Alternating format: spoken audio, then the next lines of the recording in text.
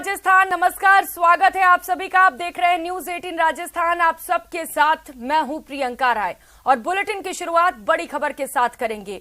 कोटा से बड़ी खबर है, डर्टी प्रोफेसर मामले में इस वक्त का बड़ा अपडेट आपको बता दें। गिरफ्तार छात्रा ईशा की जमानत अर्जी पर आज सुनवाई होगी। आरोपी छात्रा की ओर से कल जमानत की अर्जी पेश की गई थी। आरोपी छात्रा को भी एसआईटी की टीम ने गिरफ्तार किया है। तो आरोपी प्रोफेसर और अर्पित का ये सहयोग करती थी। डर्टी प्रोफेसर ने अपने चहेते स्टूडेंट्स को खाली कॉपी में भी नंबर दिए थे। एसआईटी की टीम ने ऐसे ही करीब 30 कॉपियों को जब्त भी किया है और चहेते स्टूडेंट से पेपर जो तैयार कराए गए थे उन्हें भी बरामद कर लिया है। तो डर्टी प्रोफेसर मामले से जुड़ी इस वक्त की ये सबसे बड़ी खबर आपको बता रहे हैं। ईशा की जमानत अर्जी पर आज सुनवाई की जाएगी। सहयोगी ओम प्रकाश हमारे साथ जुड़ चुके हैं ज्यादा जानकारी के साथ। ओम प्रकाश, जमानत अर्जी पर आज सुनवाई होनी है, इसे लेकर जानकारी।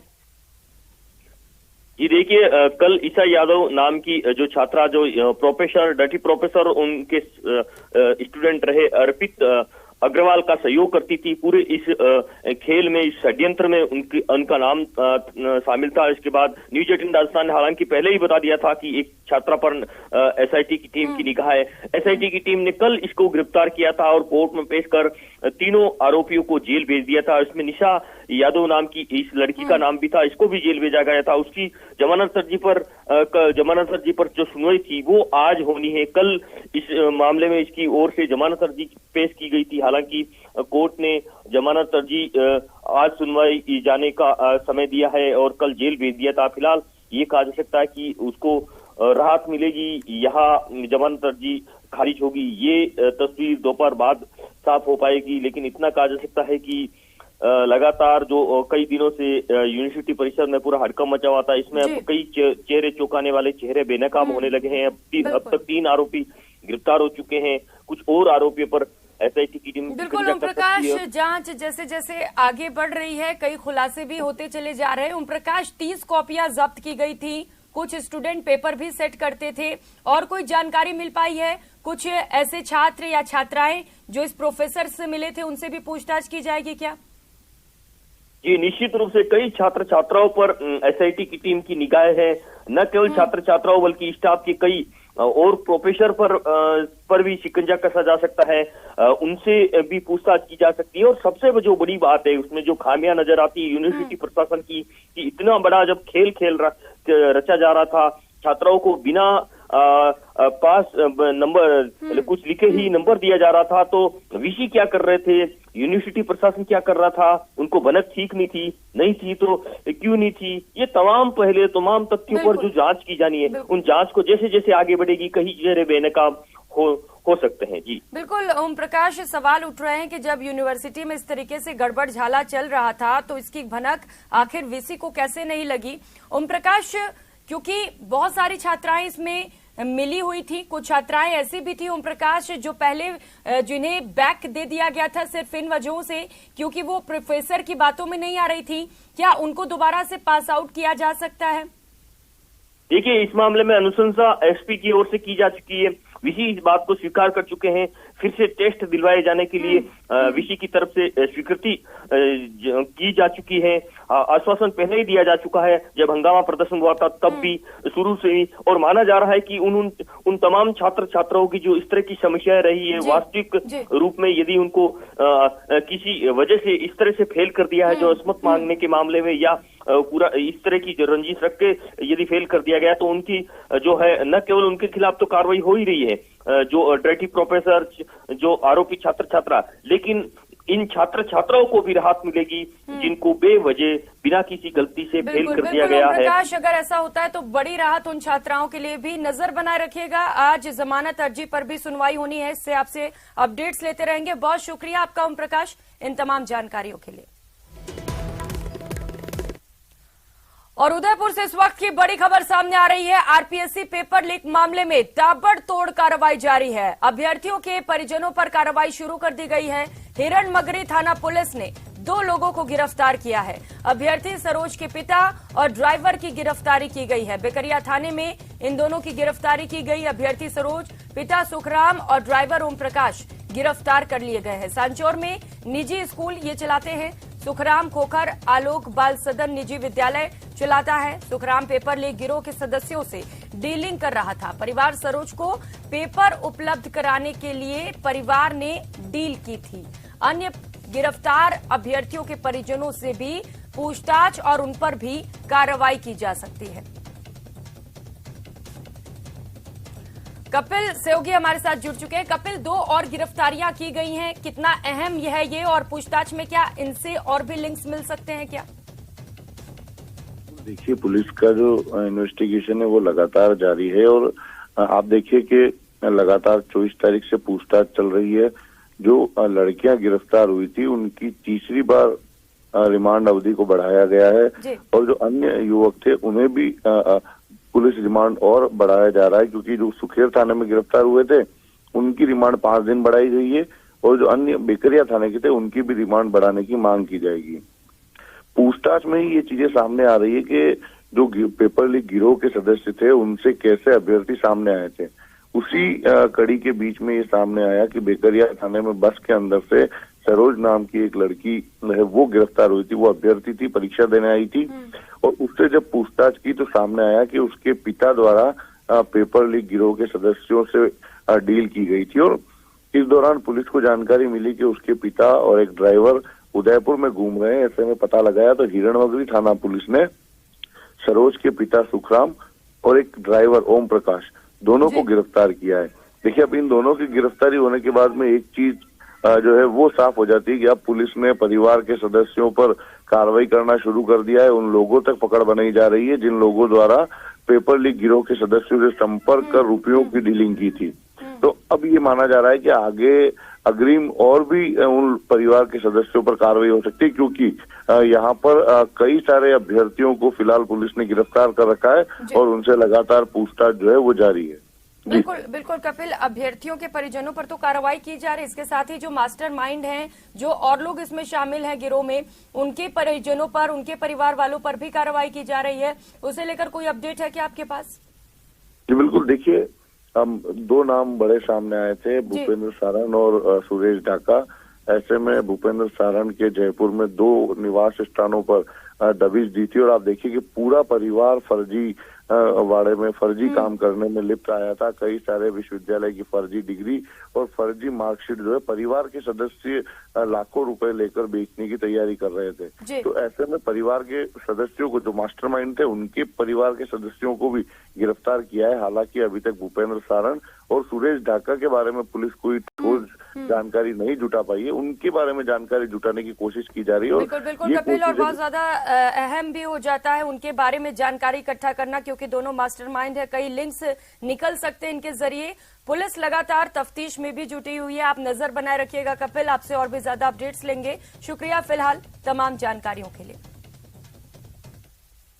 तो वही पेपर लीक पर किरोड़ी लाल मीणा का बड़ा बयान सामने आया। उन्होंने कहा है कि सीबीआई की जांच जरूरी है। पेपर लीक मामले में छापेमारी से कुछ हासिल नहीं होगा। आरोपी भूपेंद्र सुरेश ढाका एसओजी की मिली भगत से सुरक्षित जगह पर पहुंचे हैं। जिसने इनकी मदद की उसका नाम मैं एडीजी अशोक राठौड़ को दे चुका हूं। पेपर लीक में दोनों को तुरंत गिरफ्तार क्यों नहीं किया गया? दोनों को भागने का मौका आखिर क्यों दिया गया? बड़े सवाल किरोड़ी लाल मीणा की ओर से उठाए गए हैं। आरपीएससी पेपर लीक को लेकर इस वक्त की बड़ी खबर आपको बता रहे हैं।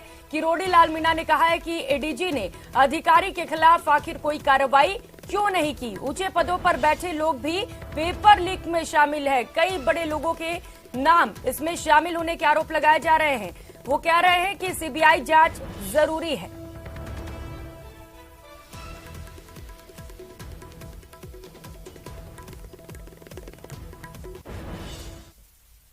गहलोत साहब के इस 4 साल के राज में कुल 16 परीक्षाएं आयोजित की गई सरकारी सेवा में नौकरी लगाने के लिए, जिसमें से 16 के 16 पेपर लीक हुए। 10 पेपर रद्द करने पड़े। रीट के पेपर पे मैंने बड़ा आंदोलन किया था, जो उसकी परीक्षा रद्द करनी पड़ी। उसमें मैंने सीबीआई की मांग की थी। सरकार ने सीबीआई की मांग नहीं की। मैंने 3 परीक्षाओं में सुरेश ढाका और भूपेंद्र सारण का नाम लिया था और उनको सरकार ने पुलिस ने एसओजी में उनका हाथ नहीं डाला, बल्कि एसओजी और सरकार के कुछ अधिकारी सुरेश ढाका से मिले हुए थे और उसका परिणाम ये हुआ कि उनको भागने का मौका दे दिया। वो भाग गए। राजस्थान सरकार के मंत्री राजेंद्र गुडा खुद कह रहे हैं कि सरकार की लापरवाही के कारण, सरकार की गलती के कारण पेपर लीक हो रहे। ऐसे में मैं राजस्थान के मुख्यमंत्री से मांग करूंगा कि इन सारी परीक्षाओं की जांच सीबीआई से कराई जाए और दोषियों को जेल के सीखचों में डाला जाए। और जयपुर से इस वक्त की बड़ी खबर सामने आ रही है। प्रदेश प्रभारी सुखजिंदर सिंह रंधावा पायलट के आवास पर पहुंचे थे। सचिन पायलट के आवास पर दोनों नेताओं के बीच मुलाकात हुई। इस समय रंधावा राजस्थान के दौरे पर हैं और नेताओं से मिलकर सभी से उनका फीडबैक ले रहे हैं। तो जयपुर से इस वक्त की ये बड़ी खबर आपको बता रहे हैं। प्रदेश प्रभारी सुखजिंदर सिंह रंधावा इस वक्त राजस्थान के दौरे पर हैं और इसी दौरे के दौरान वे सचिन पायलट के आवास पर भी पहुंचे, जहां पर दोनों नेताओं के बीच मुलाकात हुई है। रंधावा ने सचिन पायलट से फीडबैक लिया है। आपको बता दें कि रंधावा कांग्रेस के सभी नेताओं से मुलाकात कर रहे हैं और सभी से उनका फीडबैक भी ले रहे हैं।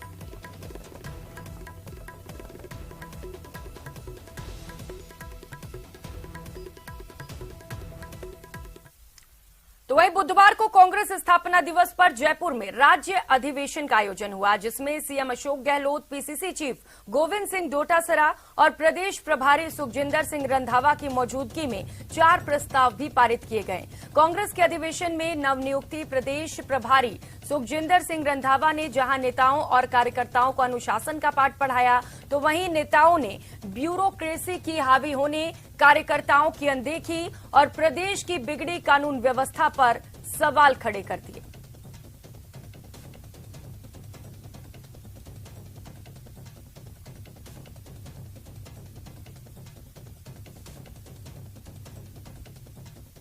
आज की जो ये प्रोग्राम रखा गया उससे कई मैसेज आएंगे, क्योंकि बजट आने वाला है। तो जो भावना प्रकट की है डेलीगेट ने, प्रदेश कांग्रेस कमेटी ने प्रस्ताव पारित करवाए हैं, वो भी हमारे लिए सिला हो गए, पब्लिक की तरह ही आधार हो गया बजट के बनाने का भी। अगले बजट में हम ट्राई करेंगे, जो आज प्रदेश कांग्रेस कमेटी में बैठ के जो चर्चा हुई है उस आधार बना के हम चाहेंगे कैसे लोगों को महंगाई के वक्त में निजात दिलाई जा सके।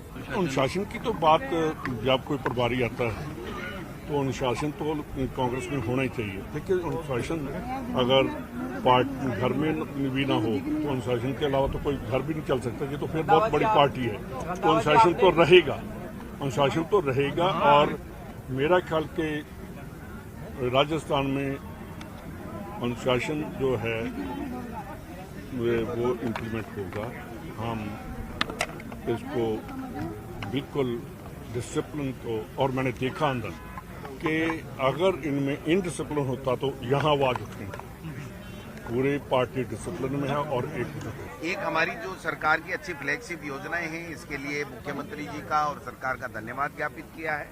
दूसरी, हमने केंद्र सरकार की जो विफलताएं हैं, बेरोजगारी है, महंगाई है, जो किसानों के प्रति उनका जो रवैया है, उसके लिए हमने उनके खिलाफ निंदा प्रस्ताव पारित किया है। तो वहीं जयपुर राजस्थान कांग्रेस के प्रदेश प्रभारी सुखजिंदर सिंह रंधावा ने बुधवार को पीसीसी वॉर रूम से प्रदेश के नेताओं के साथ चर्चा की। पूर्व पीसीसी अध्यक्ष और पूर्व नेता प्रतिपक्ष के नेताओं से 1-to-1 फीडबैक लिया। रायशुमारी में सत्ता और संगठन के काम को लेकर चर्चा की गई। इस दौरान प्रदेश प्रभारी सुखजिंदर सिंह रंधावा की इस पहल को लेकर प्रदेश के नेताओं ने सराहना की। तो वहीं मीटिंग खत्म होने के बाद सुखजिंदर सिंह रंधावा ने मीडिया से बातचीत भी की।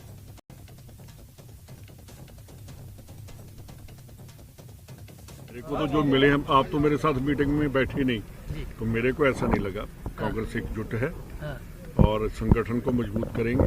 संगठन की बात की है और हर आदमी ने अपनी अपनी सजेशन दी है कि कैसे संगठन को मजबूत करना है और कैसे लोगों में जाना है, क्या जो हमारे काम है उनका प्रचार कैसे करना है। एक तो पार्टी को ऑफेंसिव होकर चुनाव लड़ना चाहिए और कुल मिलाकर के भारतीय जनता पार्टी ने जो वायदे किए थे कि महंगाई कम करेंगे, हर एक के खाते में 15 लाख रुपए डालेंगे, 2 करोड़ लोगों को रोजगार, ये सब खोखले साबित हुए। आज डीजल, पेट्रोल, रसोई गैस सब महंगी हो रही है। उधर उपनेता प्रतिपक्ष राजेंद्र राठौड़ ने पेपर लीक मामले में कांग्रेस पर जमकर हमला बोला है। राजेंद्र राठौड़ ने कांग्रेस के कई नेताओं पर गंभीर आरोप लगाए हैं। राठौड़ ने कहा कि सरकार की सरपरस्ती के अंदर 16 परीक्षाएं रद्द हुई हैं। पेपर लीक मामले में 22 अलग अलग लोगों को जिनको निलंबित किया, उन्हें वापस बहाल कर दिया गया।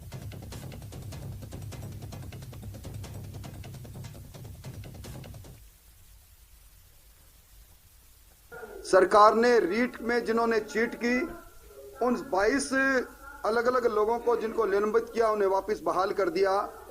डीपी जारोली जो उस समय रीट की चीट के अंदर सबसे सरगना थे, उनसे भी आगे पूछताछ नहीं हुई। और अब ये जो सेकंड ग्रेड की परीक्षाएं हुई है, उस सेकंड ग्रेड की परीक्षाओं में जिस प्रकार सरकार के अंदर सरकार के सोशल मीडिया को करने वाले सुरेश ढाका, जो कई मंत्रियों के सोशल मीडिया से जुड़े हुए फेसबुक को हैंडल करते हैं, इसके मुख्य आरोपी है। खबर अजमेर से है। मसूदा में भाजपा की जनाक्रोश सभा को संबोधित करने आए नेता प्रतिपक्ष गुलाब चंद कटारिया ने कांग्रेस को जमकर आड़े हाथों लिया। कटारिया ने पेपर लीक मामले को लेकर भी घेरा। कटारिया ने कहा कि सरकारी संरक्षण में पेपर एक के बाद एक लीक हो रहे हैं और मेहनतकश अभ्यर्थी दिन प्रतिदिन हताशा और निराशा में डूबता जा रहा है।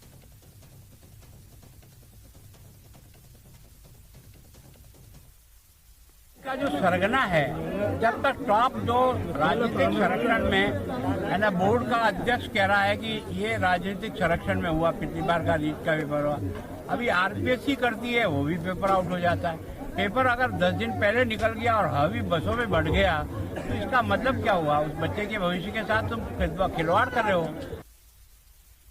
उदयपुर के सराड़ा थाना इलाके के झाडोल गांव में कन्हैया लाल हत्याकांड की तरह जान से मारने की धमकी देने के मामले को पुलिस ने बेहद गंभीरता से लिया है।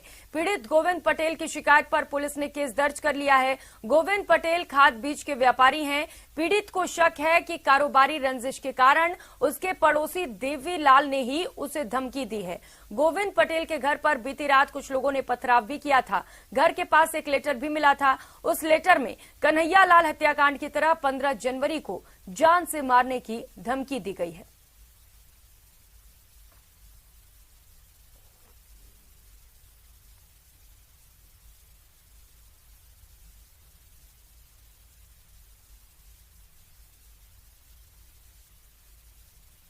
सराड़ा थाने पर गोविंद पटेल निवासी जाडोल ने उपस्थित होकर एक रिपोर्ट दी है कि उसकी सरस पशु खाद व बीज नाम से जाडोल में एक दुकान है।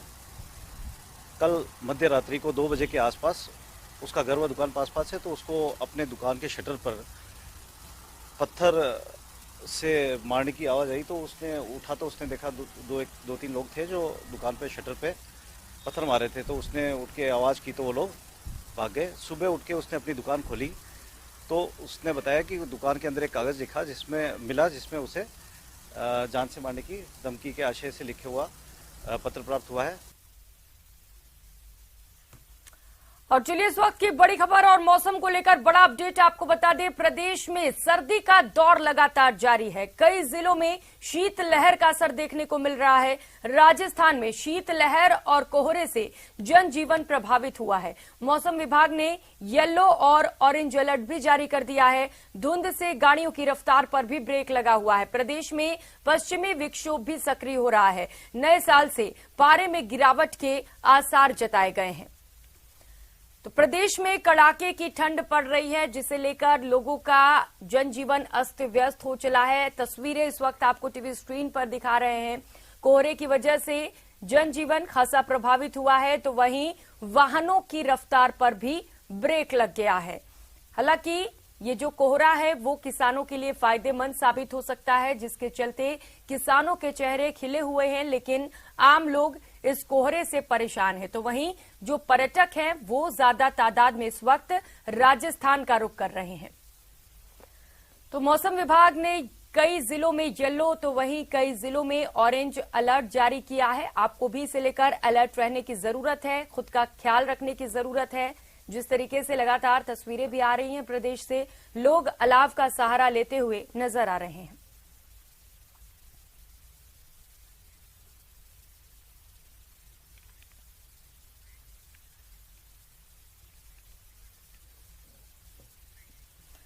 और चलिए अलग अलग सहयोगी इस वक्त हमारे साथ जुड़ चुके हैं, अलग अलग जगहों से अपडेट लेंगे मौसम को लेकर, क्या कुछ स्थिति वहां पर। राकेश शर्मा जयपुर से सहयोगी हमारे साथ जुड़े हुए हैं, हरिवीर धौलपुर से और प्रतीक सोलंकी इस वक्त सिरोही से हमारे साथ जुड़ चुके हैं। राकेश, सबसे पहले आपके पास आते हुए, राजधानी जयपुर के क्या हालात है, मौसम के क्या मिजाज वहां पर?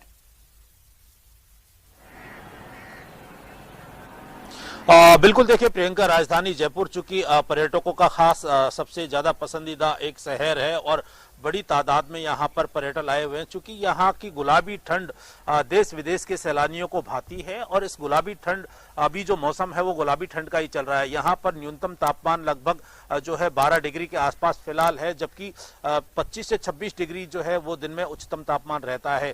सबसे बड़ी बात यह है कि अभी जो तापमान, चूंकि जिस तरीके से जो पश्चिमी विक्षोभ की बात की जा रही है, आगामी 1-2 दिन में पारे में मामूली कुछ बढ़ोतरी होगी, लेकिन उसके बाद नए साल के बाद में पारे में यहाँ पर और भी ज्यादा गिरावट होगी, तो ये ठंड और भी ज्यादा बढ़ाएगी। यहाँ जितनी ज्यादा ठंड पड़ती है उतने ही ज्यादा पर्यटकों को ये पूरा इलाका जो है लुभावना होता है। जहां तक मौसम से हम मौसम की बात करें तो निश्चित तौर पर जिस तरीके से ठंड बढ़ती जा रही है, एक तरफ किसानों को सुकून है कि अभी हाल ही में जिस तरह का बिजली संकट चल रहा है, तो पानी की आवश्यकता फसलों को नहीं पड़ेगी, क्योंकि ठंड बढ़ेगी तो फसलों को पानी की आवश्यकता नहीं पड़ेगी। तेज अगर तापमान ज्यादा होता है तो पानी की आवश्यकता ज्यादा होती है, लेकिन अगर ठंड ज्यादा पड़ी तो इसका असर विपरीत भी फसल पर पड़ सकता है, क्योंकि जो सरसों है उस पर फूल आ रहे हैं और उस पर जब बीज लगेगा तो बीज जो है सिकुड़ जाएंगे, उनसे तेल की मात्रा कम पैदा होगी। गेहूं, जौ और जो अन्य जो रबी के उत्पाद हैं, बिल्कुल, यानी कि अभी जो किसानों के लिए राहत की बात है, ज्यादा ठंड पड़ती है तो किसानों के लिए ये मुश्किलें भी खड़ी कर सकती है। प्रतीक, आपके पास आते हुए सिरोही से अपडेट बताइएगा, मौसम को लेकर क्या कुछ हालात वहां पर?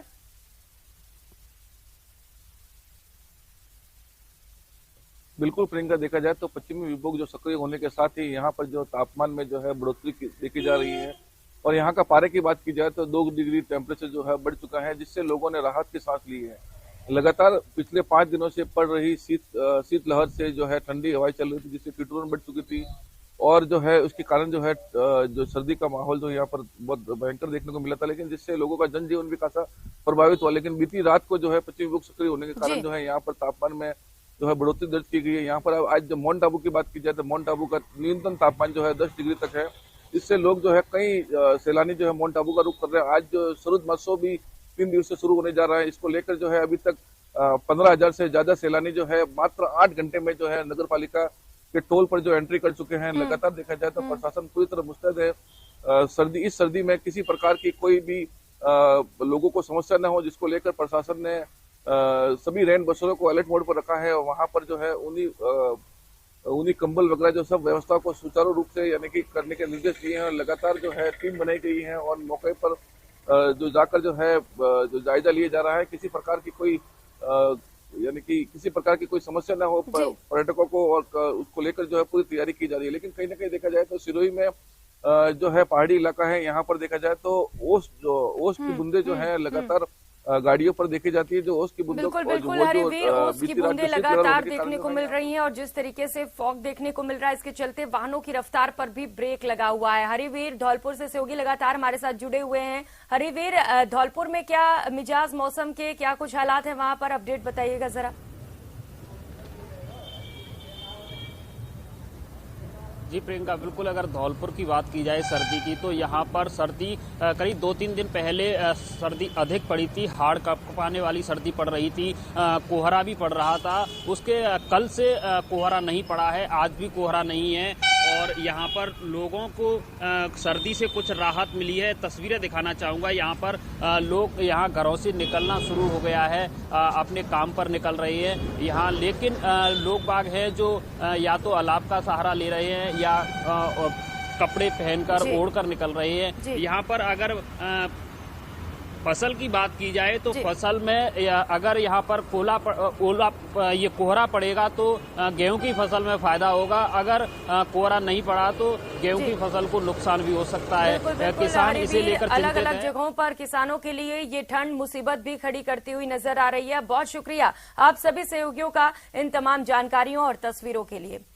और खबरों में आगे बढ़ेंगे। धीरूभाई अंबानी की 90वीं जयंती पर रिलायंस फाउंडेशन ने अगले 10 वर्षों में उच्च शिक्षा के लिए 50,000 छात्रवृत्तियों की घोषणा की है। रिलायंस फाउंडेशन ने ये घोषणा की कि वे देश में उच्च शिक्षा प्राप्त करने वाले छात्रों को 10 सालों में 50,000 छात्रवृत्ति देगा।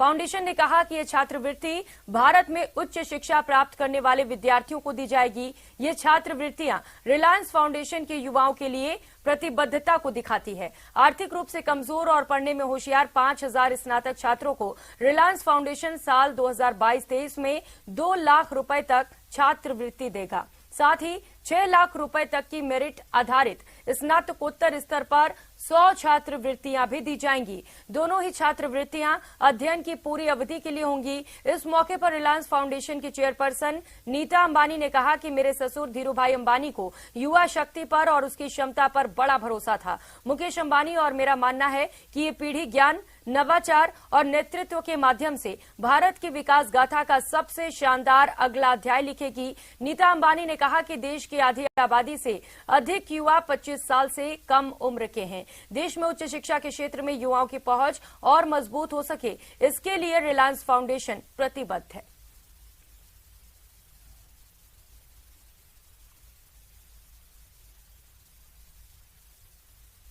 इस बुलेटिन में फिलहाल इतना ही। मुझे दीजिए इजाजत। नमस्कार।